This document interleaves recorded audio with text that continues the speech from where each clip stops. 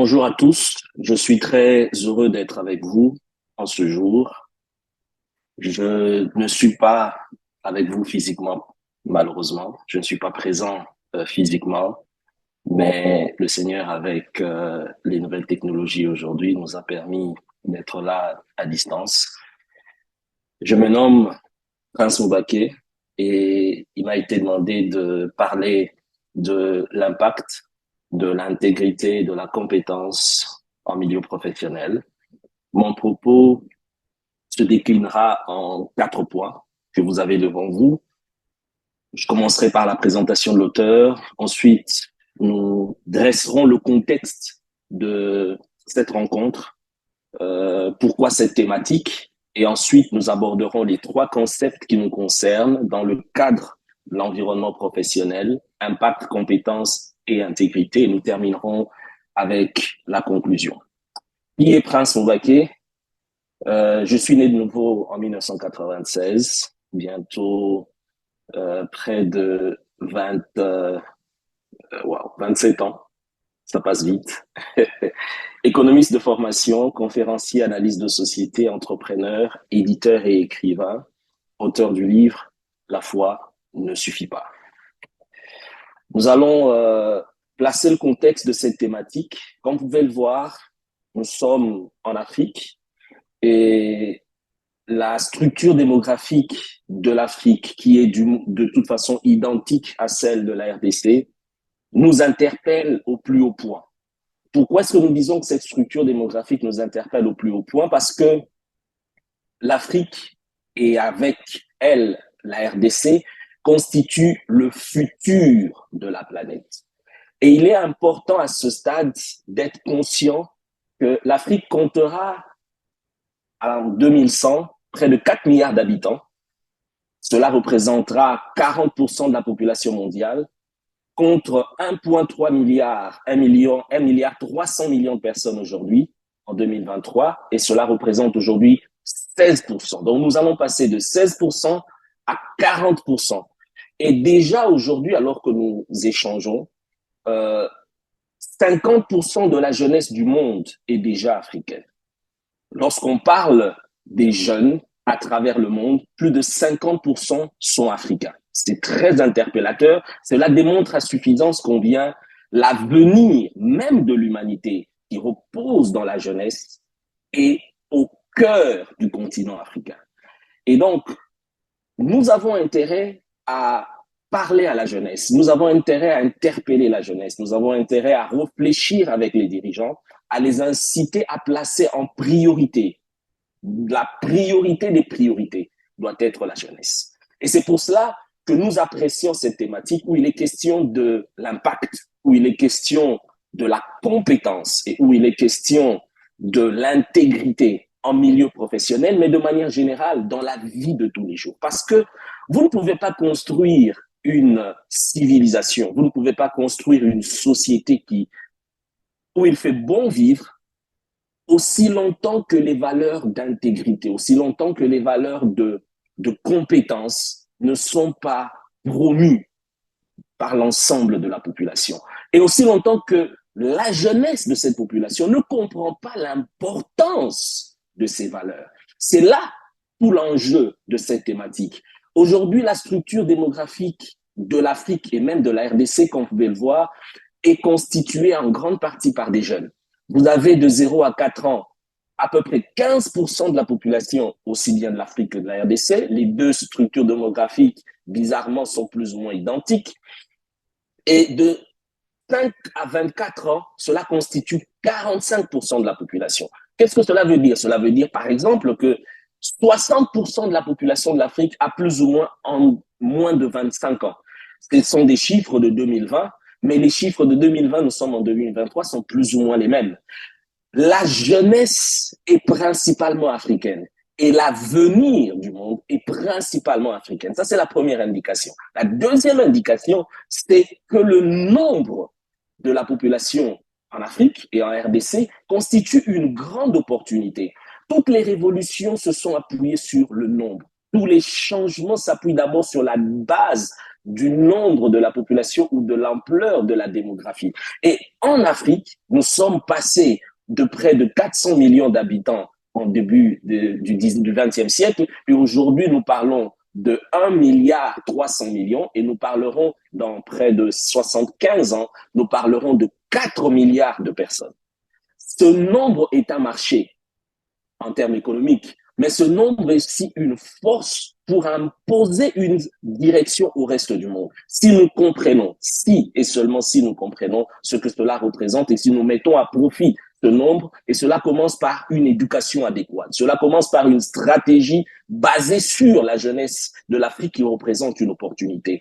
Impact, compétence et intégrité, voilà déjà des piliers sur lesquels la jeunesse congolaise doit s'appuyer.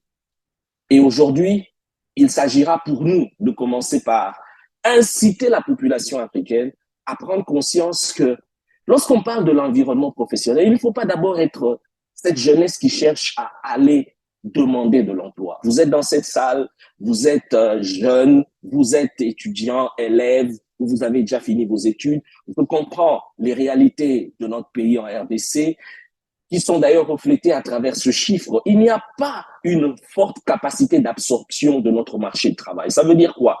Il y a environ chaque année plus de 100 000 jeunes qui sont lâchés sur le marché de l'emploi parce qu'ils viennent de finir l'université. Près de 100 000 jeunes. Mais sur les 100 000 jeunes, il n'y a qu'un jeune sur 5 qui trouvera de l'emploi. Vous réalisez cela? Il n'y a pas assez d'emplois. Alors, si l'on doit pousser les jeunes que vous êtes, que nous sommes, à aller chercher de l'emploi, nous n'allons pas apporter la solution. La solution doit être d'inciter les jeunes à réfléchir en termes de créativité, à réfléchir pour créer de l'emploi. C'est la première des choses. Et les compétences que vous êtes appelés à acquérir, déjà à partir de l'éducation, c'est-à-dire à partir de votre formation professionnelle ou votre formation académique ou votre formation universitaire, doivent être des compétences à votre niveau individuel qui vous orientent vers l'entrepreneuriat. Même si vous pouvez commencer par obtenir un emploi, vous ne devez jamais, et je vous le demande de tout mon cœur, jamais rester dans la logique de faire une carrière. Les temps ne sont plus celles de nos parents. Aujourd'hui, lorsqu'on parle de l'emploi, il faut chercher à être indépendant, il faut chercher à créer de l'emploi. Il ne faut pas aller pour chercher à faire carrière comme employé toute sa vie. C'est très important.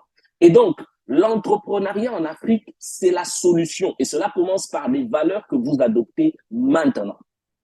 Parce que la population est jeune, mais malheureusement mal préparée aux défis de notre décennie. Nous devons changer le narratif vis-à-vis de la jeunesse. Nous devons changer le narratif vis-à-vis de la population. Il est question surtout de déployer notre créativité, de déployer notre compétence, de déployer notre imagination pour créer de l'emploi. Et j'apprécie ceux qui commencent petits, au coin des avenues, de manière informelle, à travers des ligablos, boutiques, à travers des, je ne sais pas moi, des petites cabines téléphoniques, à travers des petites unités de production, on fait des beignets, ou on produit ceci ou cela. C'est cela l'esprit d'initiative que nous devons encourager en milieu de jeunes. Ceux-là qui croient que l'avenir, leur avenir, ne va pas s'écrire exclusivement comme employés, mais leur avenir va surtout s'écrire comme des employeurs. Et voilà le chiffre que j'ai présenté tout à l'heure, 20% de disponibilité de l'emploi. Mais ce que j'écris ici, en résumant par le fait que ceux qui survivent sont ceux qui sont motivés par quelque chose qui va au-delà de leur propre vie, c'est fondamental. Lorsque vous êtes dans une logique comme celle qui est la nôtre en RDC ou en Afrique, où il n'y a pas assez d'emplois, où vous avez le poids des défis au quotidien qui vous empêchent d'aller de l'avant, qui ont tendance à vous tirer vers le bas, où vous vous réveillez le matin, vous n'avez même pas d'électricité, ou vous ne savez pas si vous en aurez toute la journée, vous n'avez pas toutes les assurances que vous trouverez à manger, vous n'avez pas toutes les assurances que si vous tombez malade, vous aurez de quoi vous soigner, vous n'avez pas d'assurance quand même vous finissez l'université, vous trouverez un emploi décent, et même quand vous en avez, vous n'êtes pas sûr que vous en aurez encore dans 6 mois ou dans une année. Quand vous êtes dans une logique comme celle-là, quand vous êtes dans un environnement aussi difficile qu'est celui de notre pays ou qu'est celui de la RDC, que celui de l'Afrique, vous devez réfléchir pas seulement en termes de vous-même, vous devez réfléchir en termes des raisons qui vont au-delà de votre propre vie. Vos motivations ne doivent pas être simplement celles de vous conduire à réussir votre vie, mais vous devez être poussé à réussir aussi pour vos parents.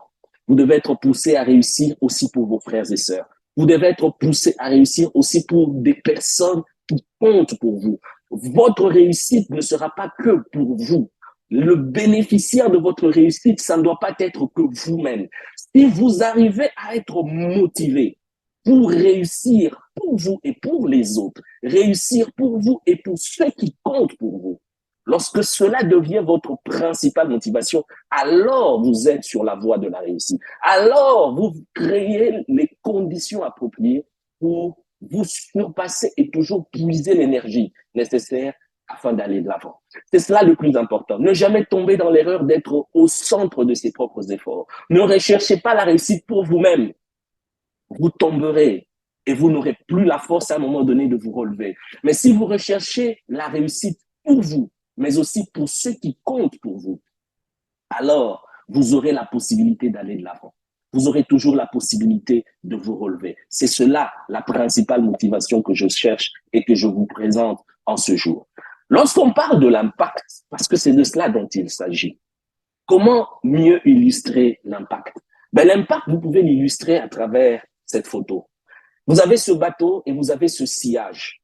Le sillage d'un bateau en dit long sur le bateau. Lorsque le sillage, qui est en réalité ce que vous voyez là, les traces sur l'eau d'un bateau qui avance, lorsque ce sillage est droit, vous pouvez déduire que le capitaine qui est au volant de ce bateau est en train d'aller sur une ligne droite. Lorsque le sillage devient oblique, vous pouvez déjà déduire que le bateau est en train de virer dans une direction à gauche ou vers la droite.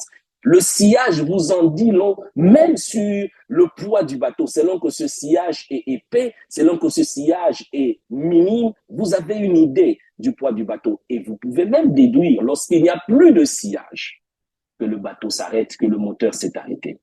Ce qui est valable pour le sillage d'un bateau l'est aussi pour le sillage d'une vie. Lorsque nous vivons, nous devons être conscients que nous laissons derrière nous des traces qui en disent long sur ce que nous sommes. Les traces de notre passage, c'est cela l'impact. C'est cela une des illustrations de l'impact. Et quand on parle d'impact, cela veut dire aller au-delà de notre propre vie pour se poser la question, quel est l'apport de ma vie dans la vie des autres? Quel est l'apport de ma vie dans la vie de la société dans laquelle je vis? C'est cela, la nécessité de réfléchir à l'impact de ma vie. Votre vie, vous devez refuser qu'elle puisse passer inaperçue. Vous devez refuser que avant votre naissance soit égal à après votre mort.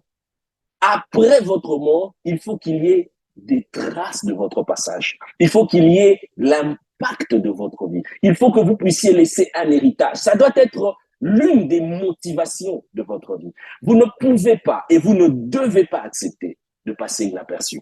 La première chose à ce niveau, c'est de réfléchir à l'héritage de votre vie. Si vous devez partir aujourd'hui, quel est l'héritage que vous voulez laisser? S'il devait y avoir des gens qui parlent de vous, vous voudrez qu'ils retiennent quoi de vous? Et cela veut dire réaliser quelle est votre raison d'être. Parce que votre impact est autour de votre raison d'être sur la terre. Et c'est pour cela que nous disons identifier l'œuvre de Dieu pour vous. C'est-à-dire, pourquoi est-ce que votre vie existe? Quelle est la place que doit occuper votre vie dans le tableau de l'ensemble de l'humanité? Vous avez votre rôle à jouer. Vous avez votre partition à jouer. Vous avez votre brique à apporter. Priez pour identifier cela. Réfléchissez pour identifier votre raison d'être et focalisez-vous sur votre raison d'être. La deuxième des choses, prenez conscience que vous rendrez des comptes un jour.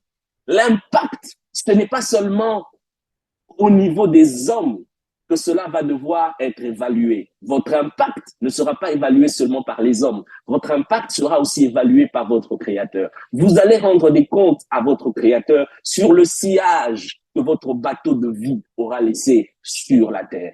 Quel sera le sillage que vous allez laisser? Et quand on parle de rendre des comptes, je voudrais attirer votre attention sur deux choses.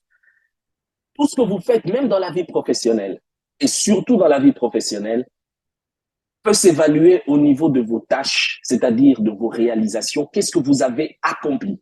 Mais aussi, qu'est-ce que vous avez laissé comme impression dans la vie des gens avec qui vous avez interagi? Je vais m'expliquer.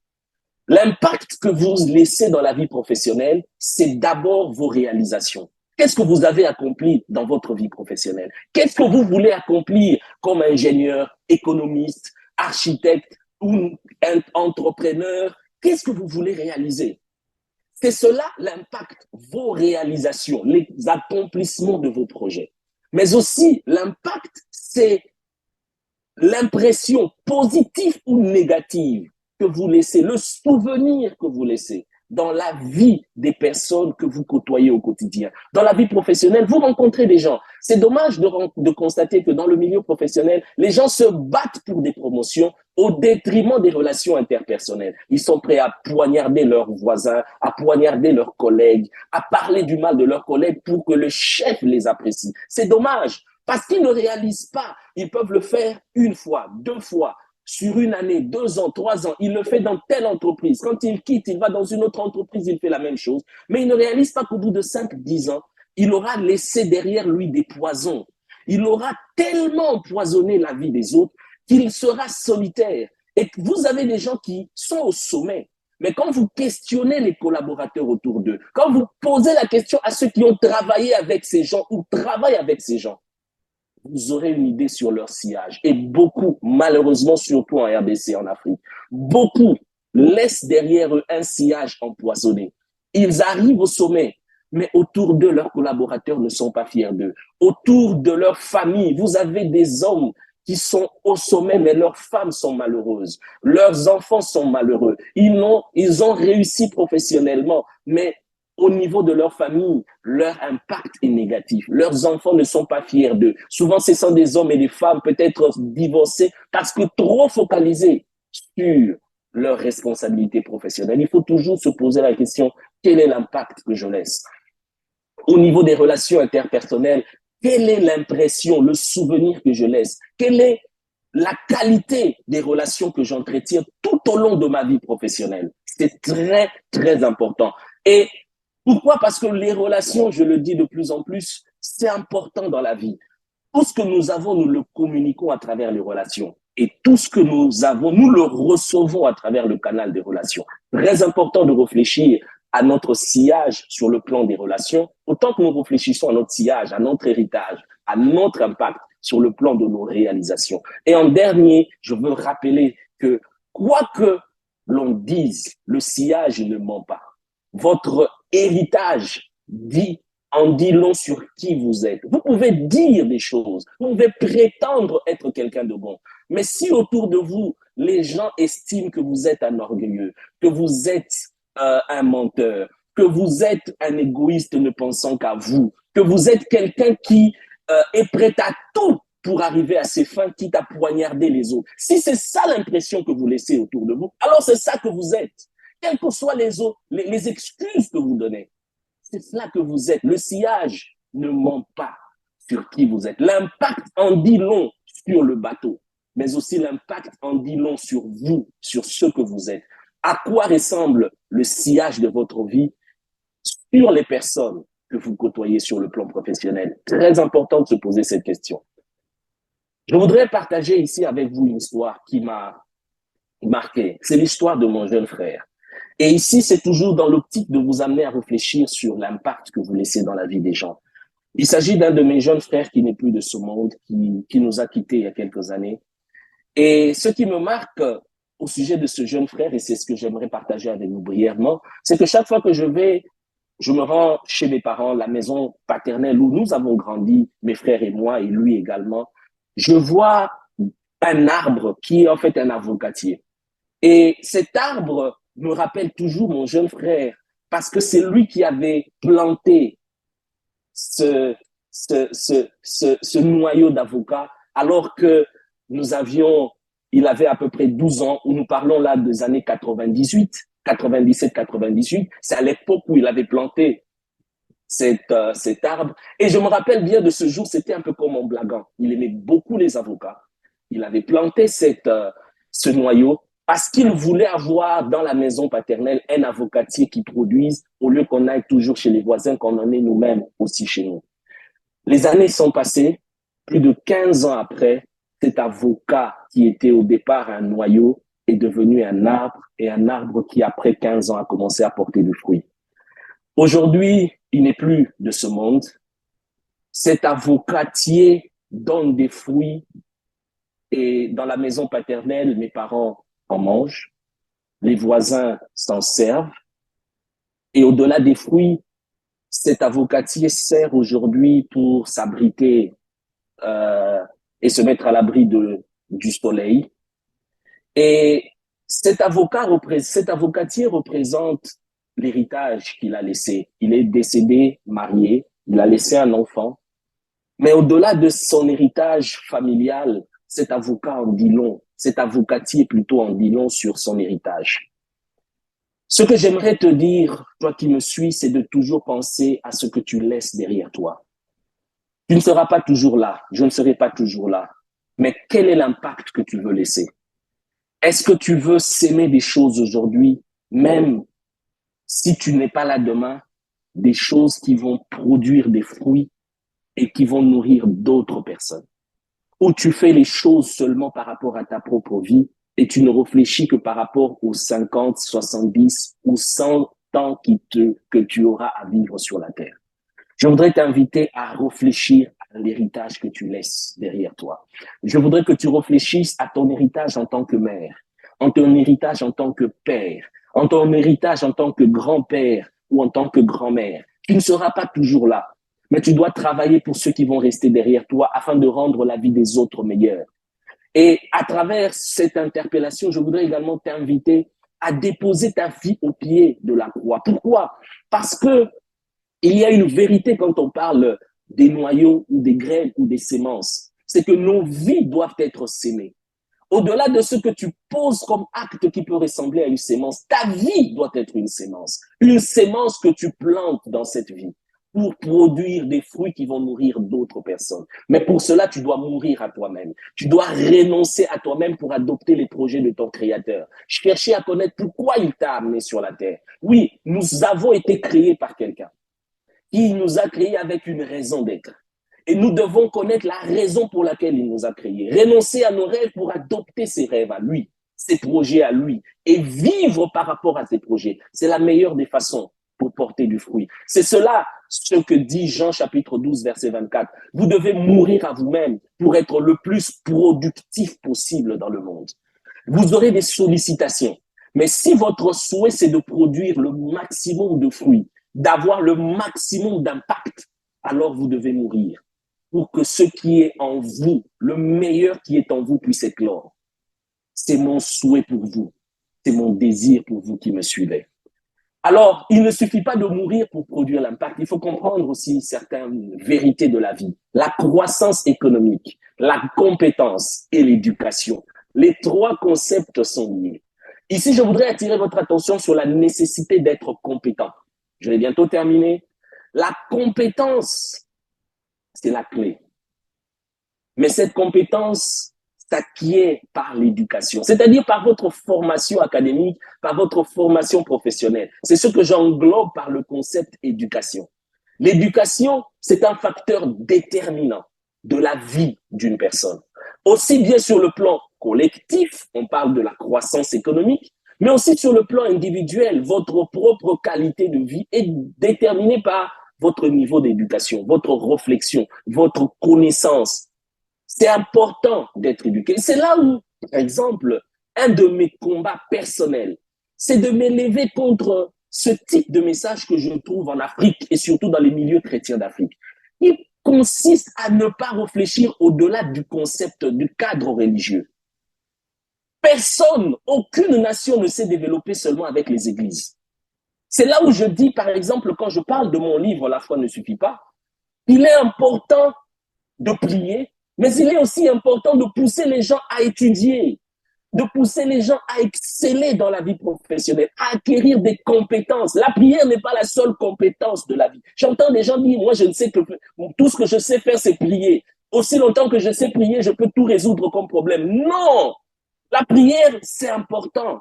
Mais si dans votre vie, vous ne savez que prier, vous êtes malheureux. Parce qu'il y a des choses dans la vie que vous n'obtiendrez pas que par la prière. Si c'était le cas, pourquoi vous allez à l'école? Pourquoi vous enverrez vos enfants à l'université? Envoyez-les à l'église, apprenez-leur à prier et ça s'arrêterait là. Pourquoi vous leur apprenez à compter? Pourquoi vous leur apprenez à lire, à écrire? Pourquoi vous leur apprenez à connaître un certain nombre d'éléments de la vie? Parce que ça ne suffit pas que de prier. Il faut à la prière associer cette connaissance. C'est important. Et quand je vois une société comme la mienne, et j'ai mal au cœur, où les gens multiplient les églises, mais ne multiplient pas les entreprises, où les gens poussent les autres à prier, mais ne les poussent pas à l'entrepreneuriat, où vous avez des hommes et des femmes qui poussent la jeunesse, parce que c'est de cela dont il est question. Ils poussent la jeunesse à passer des heures et des heures à prier, mais ne les incitent pas à passer des heures et des heures à travailler, à créer, à réfléchir, en termes d'emploi à créer, en termes de richesse à produire. Ils ne les poussent pas à cela. Je suis offusqué.